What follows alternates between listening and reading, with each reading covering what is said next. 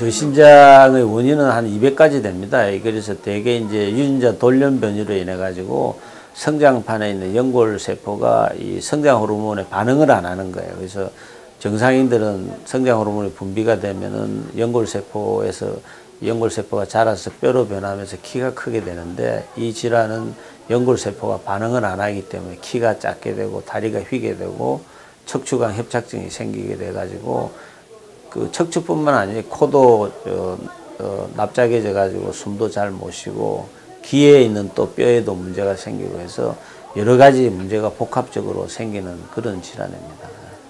국내 유병률은 대개 이제 만 명당 하나인데, 이런 게 이제 한 200가지 질환이 있기 때문에 만 명당 한 100명 내지에서 200명 있다고 생각을 하시면 됩니다. 그래서 지금 보면 뭐 한 20만 명에서 50만 명 사이에 이 환자들이 이제 해당된다고 보시면 됩니다.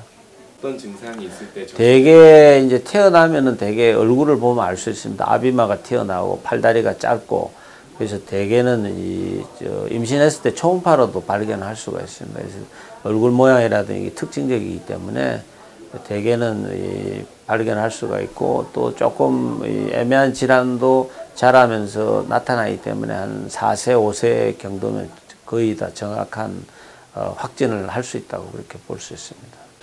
지금 현재까지 성장 호르몬 결핍증이 있는 환자만 성장 호르몬이 혜택이 되고, 나머지 대부분의 저신장 환자들은 이 약물요법은 듣지가 않습니다. 그래서 다리가 휜다든지 척추가 휘게 되면 수술적 치료를 해가지고 교정하는 수술이 대부분이 되고, 그 다음에 이제 귀에 중이염이 잘 생기고, 그 다음에 수면 장애가 많이 나타납니다. 그런 경우에도 이제 수술적 치료를 요하게 됩니다. 이 질환을 갖고 있는 게 이제 이 질환이 정상인 부모한테서 유전자 돌연 변이로 나오기 때문에 이 가지고 있는 이 환자의 이 형제들, 정상적인 형제들에 대해서 일반 사람들이 상당히 오해를 하고 있습니다. 그 형제들 안에 이런 유전자가 숨어 있을 것이다. 그래서 결혼하는데 문제가 있을 수도 있는데 그렇지는 않습니다. 이런 외소증 갖고 있는 한우의 이 정상적인 형제들은 아무런 문제가 없고 정상이기 때문에 전혀 결혼해서 아기를 가질 확률이 없기 때문에 그거에 대한 잘못된 인식은 안 하시도록 하는 게 좋습니다. 왜냐하면은 정형외과 의사로서의 인식보담도 이제 외소증을 갖고 있는 이 한우들이 사회적으로 진출하기가 어렵습니다. 왜냐하면 우리나라 사회가 갖고 있는 사회적인 편견이 아주 심하기 때문에 키가 작으면은 못할 것이다.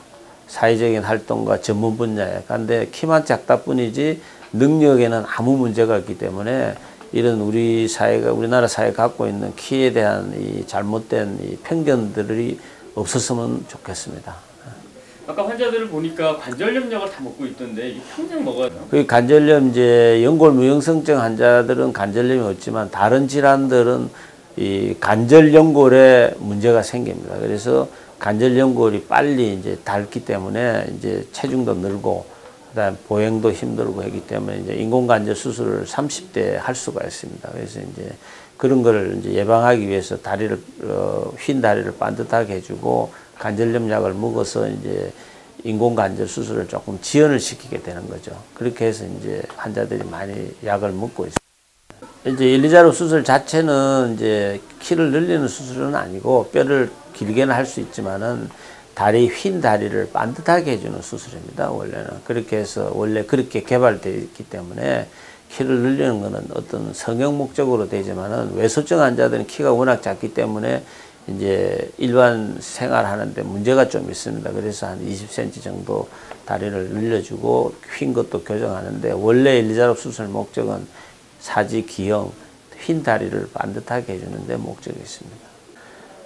키가 작더라도 이 마이클 레인 교수처럼 훌륭한 사람이 될 수 있으니까 우리 한국의 키 작은 사람들도 질환으로 인해서 심적으로는 고통받다 하더라도 이런 마이클 레인 교수를 보고 미래에 대한 희망을 갖고 열심히 노력하시면은 다들 훌륭한 사람이 될 수 있으니까 그런 희망을 갖도록 했으면 좋겠습니다.